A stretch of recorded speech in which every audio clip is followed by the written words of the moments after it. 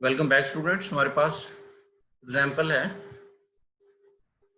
मैंने लिखा following data is given frequency distribution of life time of 400 radio tubes at a certain company।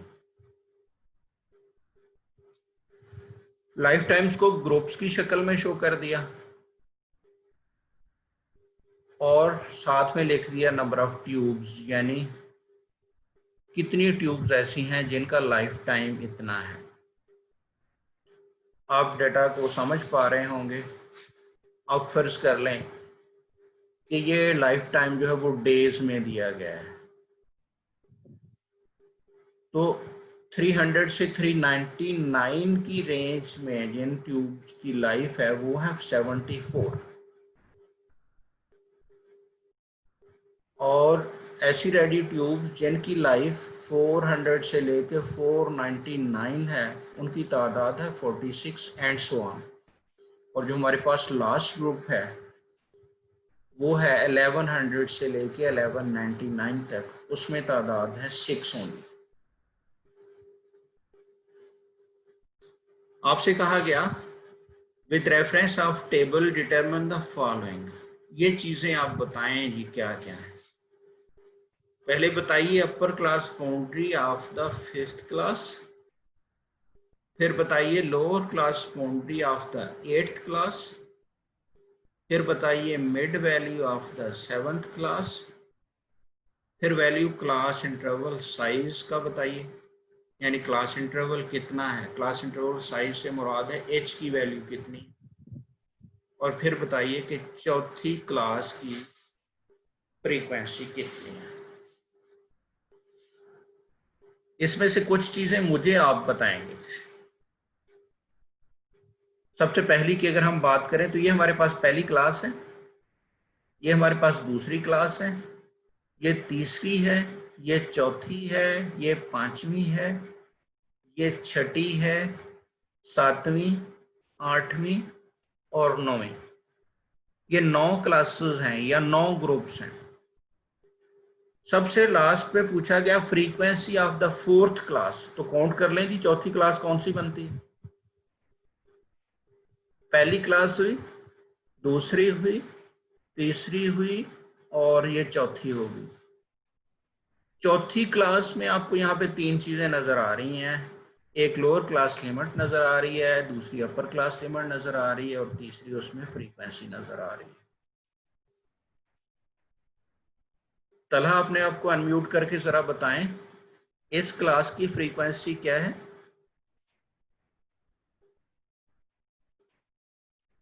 Good. इस class की frequency है जी हमारे पास 76। अगर मैं आपसे पूछूं कि इस क्लास की अपर क्लास लिमिट क्या है तो क्या कहेंगे? 699। इसी तरह से इस क्लास की लोअर क्लास लिमिट है हमारे पास 600। ये तो आंसर हो गया जी ई का। ई का आंसर हुआ कि frequency of the 4th class is 76। आपको थोड़ा सा आइडिया हो रहा होगा कि ऑनलाइन असेसमेंट में आपसे किस तरह के सवाल पूछे जा सकते हैं। डी पार्ट में कहा गया class interval size. Class interval हम फाइंड कैसे करते हैं? क्लास इंटरवल की डेफिनेशन है the difference of upper class boundary and lower class boundary of a particular class. अब हमें देखना होगा कि ये क्लास बाउंड्रीज हमारे पास हैं या नहीं है। तो हमारे पास 300 पे पहला ग्रुप शुरू हुआ और ख़त्म हो गया 399 पे, और दूसरा शुरू हुआ 400 पे और ख़त्म हुआ 499 पे। इनको हम क्लास लिमिट्स कहते हैं या क्लास बाउंड्रीज कहते हैं? उसामा अहमद क्या कहते हैं?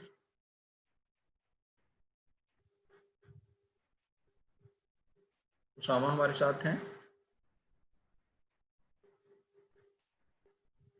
तलहा ये क्लास लिमिट्स हैं या क्लास बाउंड्रीज हैं? ये क्लास लिमिट्स हैं। उसकी रीजन ये है कि पहला ग्रुप खत्म हुआ 399 पे और दूसरा शुरू हो गया 400 पे। तो हमें तो क्लास इंटरवल के लिए क्लास बाउंड्रीज चाहिए होती है। इसका मतलब है हम यहाँ से क्लास इंटरवल का साइज नहीं ले सकते। ठीक हो गया। क्लास इंटरवल हम कैसे लेंगे, अगली स्लाइड पे जाएंगे तो वहां से आपको पता चल जाएगा। Mid value of the 7th class, 7th class कौन सी है हमारी, 7th क्लास है हमारी, ये टोटल क्लासेस है हमारे पास 1 2 3 4 5 6 7, ये हुई 7th क्लास। 900 से 999, उसकी मिड वैल्यू हमने फाइंड करनी है।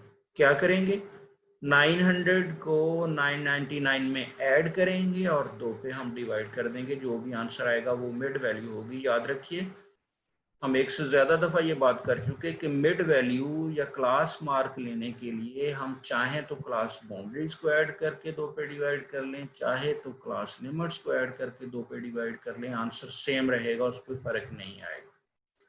तो मिड वैल्यू 7th क्लास की यहाँ से ली जा सकती है। कैसे, 900 में ऐड करेंगे 999, जितना भी आंसर है उसको हम 2 पे डिवाइड कर देंगे। बी पार्ट में आपसे पूछा गया lower class boundary of the 8th class. 8 class हमारे पास कौन सी है जी, ये है 8 क्लास, 1000 से लेके 1099 तक। हम क्या इसका लिखना चाह रहे हैं, लोअर क्लास बाउंड्री, तो ये क्लास बाउंड्रीज तो हमारे पास है ही नहीं, क्लास लिमिट्स हैं। इसका मतलब हम क्लास बाउंड्रीज बनाएंगे तो फिर हम बता सकेंगे कि इस क्लास की क्लास बाउंड्री कितनी है। Upper class boundary of the 5th class, जितनी चीज़ों में क्लास बाउंड्री का जिक्र आया था उनका हम सोल्यूशन यहाँ पे नहीं दे पाए, इसलिए कि हमारे पास क्लास बाउंड्रीज मौजूद ही नहीं थी। तो हमारे पास क्लास बाउंड्रीज होंगी तो हम इनका आंसर दे सकेंगे। तो हम अगली स्लाइड पे आ गए, वहाँ पे हमने ये इंडिकेट कर दिया जी कि ये किस तरह से होगा। तो सबसे पहले हमने इसमें क्लास बाउंड्रीज बना दी। पहला ग्रुप था 300 से 399 और दूसरा था 400 से 499।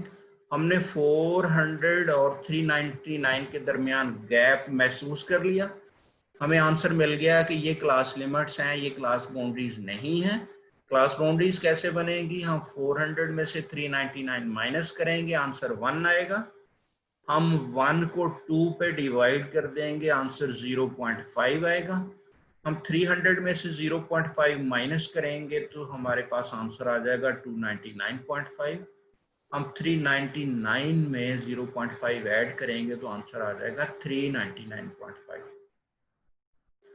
दूसरे ग्रुप की लोअर क्लास लिमिट थी 400, उसमें से हमने 0.5 माइनस किया तो हमें मिल गया 399.5। हमने दूसरे ग्रुप की अपर क्लास लिमिट जो कि 499 थी उसमें 0.5 ऐड किया तो ये मिल गया 499.5। तीसरे ग्रुप की लोअर क्लास लिमिट 500, उसमें से 0.5 माइनस किया तो 499.5, उसकी क्लास बाउंड्री बन गई। इसकी क्लास लिमिट थी 599, उसमें 0.5 ऐड किया तो 599.5 आ गया, एंड सो ऑन। ये सारी की सारी क्लास बाउंड्रीज हमने इसी तरीके से बना ली। आप इनका कंपैरिजन करें, यहाँ पे गैप था 399 पे पहला ग्रुप खत्म हुआ था, दूसरा 400 पे शुरू हुआ था, ये गैप खत्म हो गया। पहला ग्रुप खत्म हुआ 399.5 पे तो दूसरा 399.5 पे ही शुरू हो गया। अब यहाँ से हमें वो सारे के सारे आंसर जो है वो मिल पाएंगे।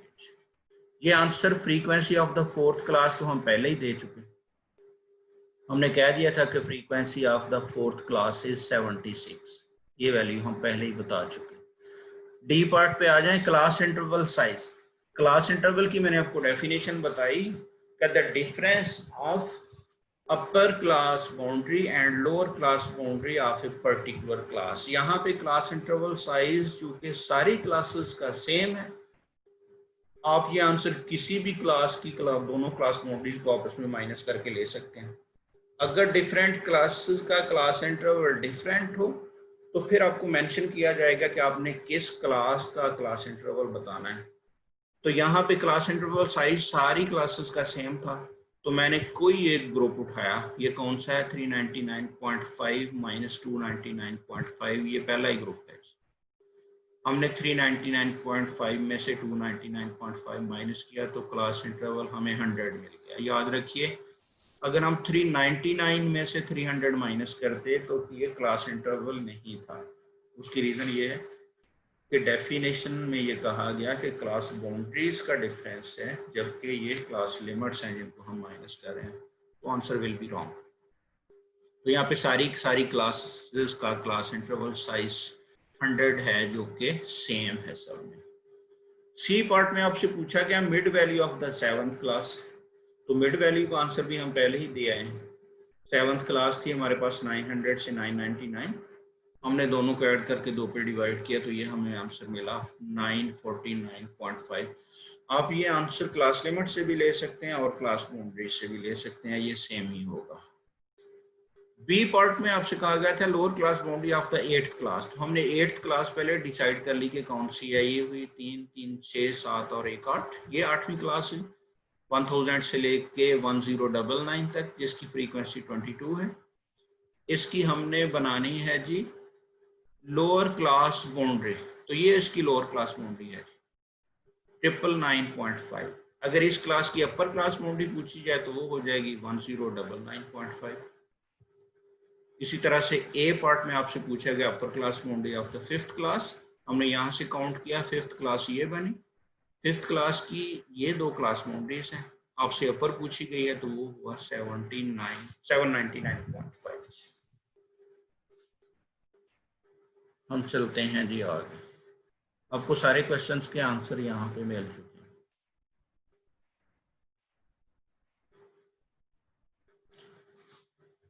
अच्छा, उस दिन हमने अरिथमेटिक मीन डिस्कस किया था, तो उसमें ये चीज़ भी जिक्र किया था हमने कि अगर हमारे पास एक से ज़्यादा ग्रुप्स मौजूद हों और उनके साथ उनकी एवरेजेस दी हुई हों, तो हम एक कंबाइंड मीन, कलेक्टिव मीन ले सकते हैं जिसका नाम कंबाइंड मीन होगा।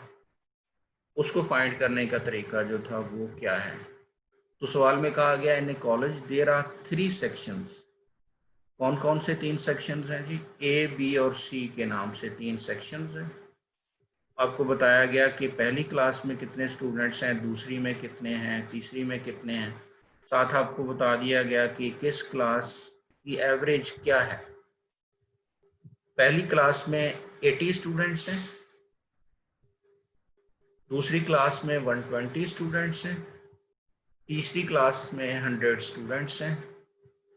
पहली क्लास की एवरेज हाइट इंचेस में है 65.75, दूसरी क्लास की एवरेज हाइट इंचेस में है 66.25 और तीसरी क्लास की एवरेज हाइट है इंचेस में 66.0। तो आपसे सवाल में कहा गया find out combined average height of all the 300 students. अगर हम तीनों ग्रुप्स को एक जगह कर लें तो ये 300 स्टूडेंट्स होंगे।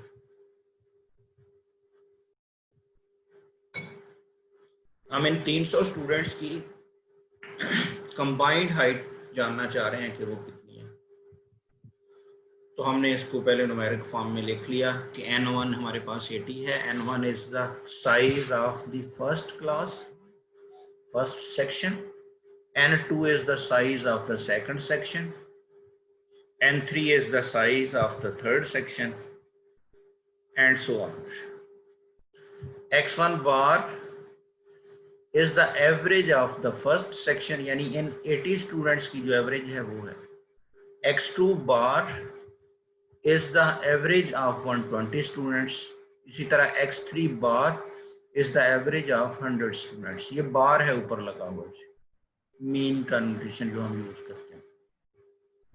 तो कंबाइंड अरिथमेटिक मीन यानी इनका कलेक्टिव मीन जानने के लिए हमने फार्मूला यूज किया n1 multiplied by x1 bar plus n2 multiplied by x2 bar plus n3 multiplied by x3 bar divided by n1 plus n2 plus n3।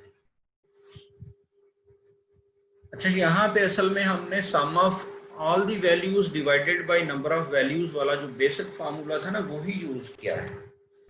आप note करें अगर पहली क्लास में या पहले ग्रुप में 80 स्टूडेंट्स हैं और हर एक की हाइट जो है वो 66.75 है, तो उनकी कंबाइंड हाइट यानी 80 स्टूडेंट्स की हाइट्स का सम वो बनेगा n1 x1 बार।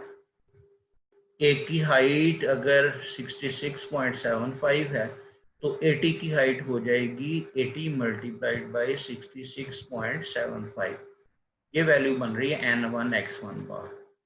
इसी तरह इन सब की 120 स्टूडेंट्स की हाइट्स का टोटल हो जाएगा 120 मल्टीप्लाइड बाई 66.25, तो इसको जनरलाइज्ड फॉर्म में हमने लिख दिया N2 X2 बार। इसी तरह ये बन जाएगा 100 मल्टीप्लाइड बाई 66.00, तो इसको हमने लिख दिया N3 X3 बार।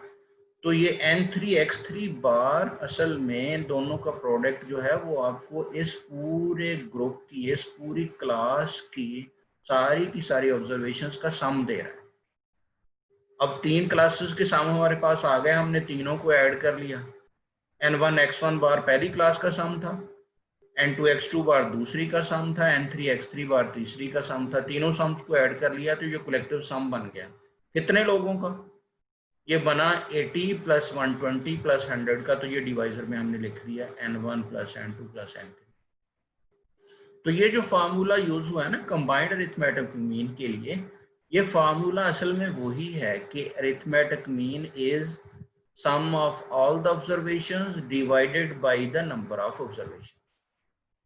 तो हमने इसमें जस्ट वैल्यूज लगाई हैं जी, N1 is 80, X1 bar is 65.75, ये मल्टीप्लाई हो रहे हैं आपस में। इसी तरह N2 है 120 और X2 बार है 66.75, ये आपस में मल्टीप्लाई हो रहे हैं। फिर N3 है हमारे पास 100 और X3 बार है 66, तो हमने 100 को 66.0 से मल्टीप्लाई कर दिया और डिवाइजर में हमने N1 N2 N3 को ऐड किया, तो सम हमें मिल गया 300। नंबर ऑफ ऑब्जर्वेशंस हमारे पास आ गए 300 और उनका सम ये हमें ऊपर मिल गया, वो हुआ 19810। 19810 को हमने 300 पे डिवाइड किया है, तो ये आंसर है 66.03 इंचेस। ये इंचेस वही यूनिट है जो हमारे पास डेटा में मौजूद है। यहाँ पे एक चीज़ अहम है कि अगर हमारे पास 3 मुख्तलिफ क्लासेस हैं और उनकी एवरेज हाइट्स दी हुई हैं, तो डेटा में यूनिट सेम होना चाहिए तीनों में। अगर तीनों में यूनिट सेम नहीं है तो पहले उनको यूनिट्स को सेम करना होगा। यानी फ़र्ज़ कर लें ये तो हमारे पास इंचेस में है, ये हमारे पास इंचेस की बजाय अगर सेंटीमीटर्स में है तो हम उनको पहले कन्वर्ट कर लेंगे। तीनों एवरेजेस या तो सेंटीमीटर में होंगी या इंचेस में होंगी या फीट में होंगी, यूनिट सेम होगा, तो फिर हम उसका कलेक्टिव मीन जो है वो फाइंड कर सकते हैं।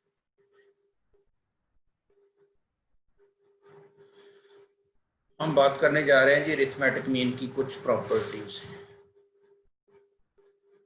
आप जानते हैं हम वेरिएबल ऐसी वैल्यू को कहते हैं, ऐसे कैरेक्टरिस्टिक को कहते हैं जिसमें वेरी करने की गुंजाइश मौजूद हो, और अगर वेरी करने की गुंजाइश मौजूद ना हो तो फिर हम उसको कांस्टेंट कह देते हैं। डेटा ऐसा भी हो सकता है जिसमें सारी की सारी वैल्यूज जो हैं वो एक ही है, वो रिपीट हो रही है। यानी आप अगर क्लास में 12 स्टूडेंट्स हैं, अगरचे इसके चांसेस कम हैं, लेकिन हैं तो सही कि सारे के सारा 12 स्टूडेंट्स के एक जैसे मार्क्स आ जाएं, सबके मार्क्स हो 70 आउट ऑफ 100, तो हम फिर उसको कांस्टेंट कहेंगे कि ये कांस्टेंट है। तो अरिथमेटिक मीन कांस्टेंट का जो है वो कांस्टेंट ही होगा और वही कांस्टेंट होगा जो वहाँ पे लिखा गया है। तो पहली प्रॉपर्टी है जी arithmetic mean of a constant is the constant itself.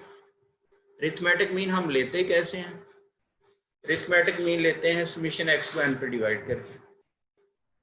यहाँ पे अगर हमारे पास वैल्यू है a और ये वैल्यू अगर n टाइम्स आ रही है तो इसका सम कितना हो जाएगा? n multiplied by a। बिल्कुल ऐसे जैसे वैल्यू है, फर्ज कर लें 10 वैल्यू अगर 5 टाइम्स आएगी तो उसका सम कितना हो जाएगा? 50 को हम 5 मल्टीप्लाइड बाई 10 लिख सकते हैं। 10 वैल्यू की जगह पे वैल्यू आ जाए 5, कांस्टेंट है, अगर बार बार 5 ही आता जाए और ये वैल्यू 100 टाइम्स आ जाए तो सम कितना हो जाएगा? 5 वैल्यू को 100 टाइम्स लिखेंगे तो उसका सम आपके पास 500 हो जाएगा। और ये 500 बना कैसे? ये 5 को 100 के साथ मल्टीप्लाई करके। तो हमारे पास अगर वैल्यू जो है वो a है, फिर a है, फिर a है और ये n टाइम्स है, तो उसका सम हो जाएगा n मल्टीप्लाइड बाई a। तो समेशन एक्स की जगह पे आ गया n मल्टीप्लाइड बाई ए। और अगर हम कह रहे हैं कि ये वैल्यूज़ n टाइम्स आ रही हैं तो टोटल वैल्यूज़ कितनी हुई, n वैल्यूज़ होगी। यानी ये अगर फर्स्ट है, ये सेकंड है, ये थर्ड है एंड सो ऑन है, और ये 10वीं है, तो n की वैल्यू यहाँ कितनी होगी 10। और अगर हम इसकी जगह 10 की जगह n कह दें तो नंबर ऑफ ऑब्जर्वेशन यहाँ पे कितनी होगी, n होगी। तो n ए सम है वैल्यूज का और n है नंबर ऑफ द वैल्यूज। तो n ए को हमने n पे डिवाइड कर दिया तो हमारे पास आंसर a आ गया, और ये a वही है जो हमारे पास कांस्टेंट। तो आपने याद रखना है कि अरिथमेटिक मीन अगर कांस्टेंट का हम लेना चाह रहे हैं तो वो सेम ही रहेगा, वही कांस्टेंट उसका अरिथमेटिक मीन आएगा। हमें ये जानने की ज़रूरत नहीं है कि डेटा में नंबर ऑफ ऑब्जर्वेशंस कितनी है, ये कंफर्म करना ज़रूरी है कि वैल्यू वेरी नहीं कर रही, same value is repeated a large number of times. हम बात कर रहे हैं जी दूसरी प्रॉपर्टी की, sum of deviations from arithmetic mean is always zero. हमारे पास एक डेटा हो, हम उस डेटा का अरिथमेटिक मीन ले लें और फिर सारी वैल्यूज की डेविएशन ले लें अरिथमेटिक मीन से, उसका सम जो है वो हमेशा जीरो हो जाएगा। ये बड़ी इंटरेस्टिंग प्रॉपर्टी है। हमारे पास x की वैल्यूज हैं जी 24, 32, 15, 20 एंड 30। हमने x बार फाइंड कर लिया। x बार का फार्मूला आप जानते हैं, summation x divided by n। तो यहाँ से हमें इस कॉलम का टोटल बना 121 और नंबर ऑफ ऑब्जर्वेशंस हमारे पास यहाँ 5 थी। 121 को हमने 5 पे डिवाइड किया तो हमारे पास ये वैल्यू आ गई 24.2। 24.2 है क्या है, ये अरिथमेटिक मीन है। हमने x माइनस अरिथमेटिक मीन का कॉलम बना लिया।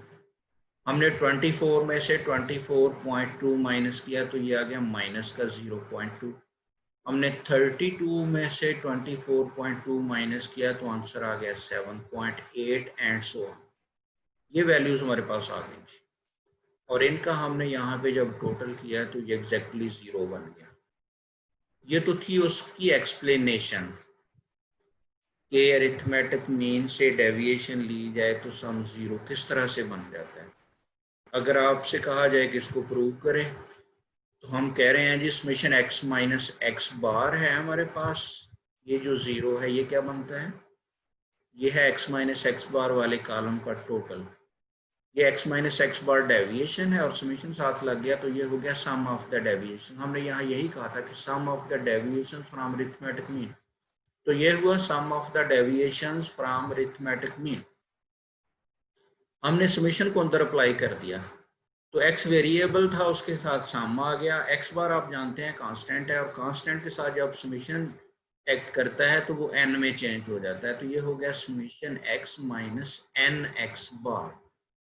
ये n में किस तरह से बदल जाता है, मैंने अभी आपको बताया था कि अगर 10 आपके पास 5 टाइम्स आ रहा हो, x बार तो कांस्टेंट होगा ना, आप जानते हैं x bar is the same value. जैसे इसमें x बार है हमारे पास 24.2, तो किसी भी डेटा में x बार एक ही होगा और x बार एक है तो हम उसको कांस्टेंट कहेंगे। और अगर नंबर ऑफ ऑब्जर्वेशंस फर्ज करने x बार 10 है और नंबर ऑफ ऑब्जर्वेशंस 5 हैं, तो 10 को हम 5 दफ़ा ऐड करना चाहते हैं तो सिंपली 5 को 10 से मल्टीप्लाई कर दें, ये आपके पास n इंटू एक्स बार हो जाएगा। तो ये आ गया summation x minus n into x bar. अब यहाँ पे हमने x बार की जगह पे उसका फार्मूला लगा दिया, summation x as it is रहा, n एज इट इज रहा, x बार पे हमने लिख दिया summation x divided by n या 1 over n multiplied by summation x। आप इस ब्रैकेट को ओपन करेंगे तो n के साथ क्रॉस हो जाएगा, अब बस रह जाएगा यहाँ पे समेशन x, और आप समेशन x में से समेशन x माइनस करेंगे तो आपको आंसर 0 मिलेगा। ये शो करता है, ये प्रूव करता है कि हम अरिथमेटिक मीन से डेविएशंस लें डेटा की, तुम्हारे पास जो आंसर आएगा वो 0 के बराबर आ जाएगा उसका सम। ये बड़ी इंटरेस्टिंग प्रॉपर्टी है। आप एक काम कीजिए, आप यहाँ पे एक्स बार आया ना 24.2, अब यहाँ पे ट्राई कीजिएगा 24.2 की जगह कोई और वैल्यू रख के, मसलन ये हमने किया है ना 24 माइनस 24.2, तो आप कर लें 24 माइनस 24.1, या आप कर लें 24 माइनस 24.6, या आप कोई माइनस की वैल्यू रख लें। इवन आप जीरो भी रख के करना चाहें तो कर सकते हैं, कोई भी नेगेटिव वैल्यू रख के करना चाहें तो कर सकते हैं। अगर कहीं पे ये टोटल जो है वो उन केसेस में कहीं पे ये टोटल जीरो नहीं बनेगा, ये जीरो सिर्फ इस केस में बनेगा कि हम यहाँ पे एक्स बार की वैल्यू।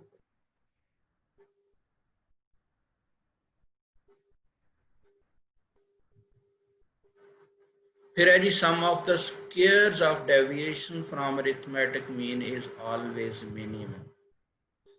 सिंबल्स में हम कहते हैं x i minus x bar, इनके स्क्वायर्स करके फिर अगर हम सम करते हैं तो फिर ये जो टोटल बनेगा ये जीरो नहीं होगा बल्कि मिनिमम होगा। मिनिमम से मुराद है कि हम यहाँ पे अगर एक्स बार की जगह कोई और वैल्यू रख के ये काम करें तो वहां पे जो हमें टोटल मिलेगा वो इससे हमेशा बड़ा आएगा। जैसे इसी में अगर हम अगला कॉलम बना लें, यहाँ पे एक कॉलम आप बना दें एक्स माइनस एक्स बार का स्क्वायर, और उस कॉलम का फिर आप टोटल कर लें तो कोई आंसर मिलेगा ना हमें, वो जीरो तो नहीं होगा ना, क्योंकि यहाँ तो नेगेटिव वैल्यूज और पॉजिटिव वैल्यूज एक दूसरे को बैलेंस आउट कर रही हैं तो जीरो हो रहा है। जब हम x माइनस एक्स बार का स्क्वायर बनाएंगे सारी की सारी वैल्यूज पॉजिटिव में कन्वर्ट हो जाएंगी, फिर ये टोटल जीरो नहीं होगा, नॉन जीरो होगा। लेकिन जो भी टोटल होगा, फर्ज कर लें इस केस में वो टोटल आपके पास आ जाता है, कितना बनेगा जी 7.8 और 0.2 इसमें ऐड होगा तो ये 8 हो जाएगा। 8 और 9 17.2, 17.2 फिर 17.4 और फिर 31.4, और 31.4 में पॉइंट ऐड होगा तो 32.2, उसमें 5 ऐड होगा तो ये हो जाएगा 37। इसका टोटल बन रहा है जी 37, इसका x माइनस एक्स बार का। आप डेविएशन हटाएं तो जब आप इनके स्क्वायर्स करके भी लेंगे तो ये और भी बड़ा हो जाएगा। तो यहाँ पे फर्ज कर लें ये वैल्यू आपके पास आ जाएगी 300। तो फिर आपने जो दूसरा काम किया होगा ना, एक्स बार की जगह कोई और वैल्यू रखी होगी और उसमें से डेविएशंस लिए होंगे और उनके आप स्क्वायर्स करेंगे तो वो वैल्यू आप देखेंगे इससे बड़ी आएगी, इससे छोटी नहीं हो सकती। इस प्रॉपर्टी को हमने नाम दिया sum of square deviation from arithmetic mean is zero. और ये कंबाइंड अरिथमेटिक मीन का कलेक्टिव फार्मूला लिखा हुआ है कि अगर आपके पास के डिफरेंट ग्रुप्स हैं, आप उनका कंबाइंड अरिथमेटिक मीन लेना चाहते हैं तो वो किस तरह से ले सकते हैं, n1 x1 bar plus n2 x2 bar plus n3 x3 बार। आपने अभी जो हमने सवाल हल किया उसमें चूंकि 3 ही ग्रुप्स थे हम उसको 3 तक लेके गए थे, अगर उसमें k ग्रुप्स हो जाएंगे तो ये हो जाएगा n के x के बार divided by n1 plus n2 plus n3 so on n के। ये k जो है इसकी बेस में है, ये भी n की बेस में है। तो जनरलाइज्ड फार्मूला में इसको लिखा जा सकता है summation n i x i bar divided by summation n आई।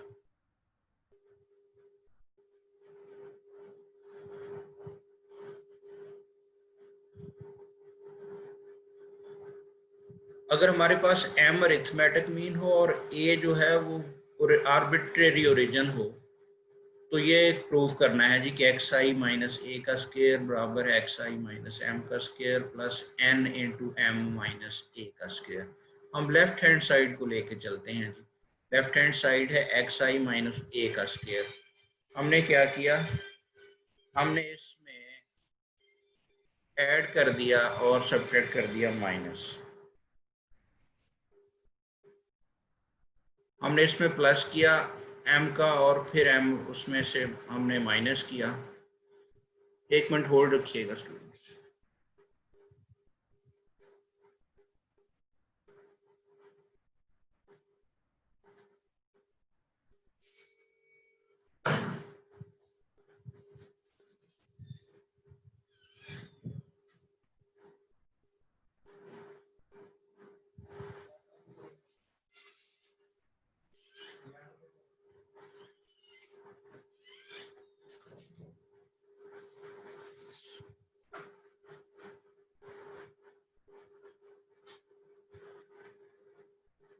तो हमने इसमें से m माइनस किया और m ऐड किया, फिर जब हमने इसका स्क्वायर खोला तो ये आ गया xi माइनस एम का स्क्वायर, फिर m माइनस ए का square plus 2 into m minus a into x minus m. अब यहाँ पे हमारे पास वेरिएबल नहीं है m माइनस ए में, तो जहाँ वेरिएबल नहीं है वहाँ पे वो n में कन्वर्ट हो गया और ये एज इट इज रहा हमारे पास। तो xi माइनस m क्या है हमारे पास, अरिथमेटिक मीन है। अरिथमेटिक मीन में से डेविएशन हम लेते हैं तो ये हमेशा जीरो हो जाता है। सो xi माइनस m साथ समीशन जीरो ने ये टर्म आपकी xi माइनस m वाली जो थी वो जीरो में कन्वर्ट कर दी, तो इसका आंसर आपको जीरो मिल जाएगा।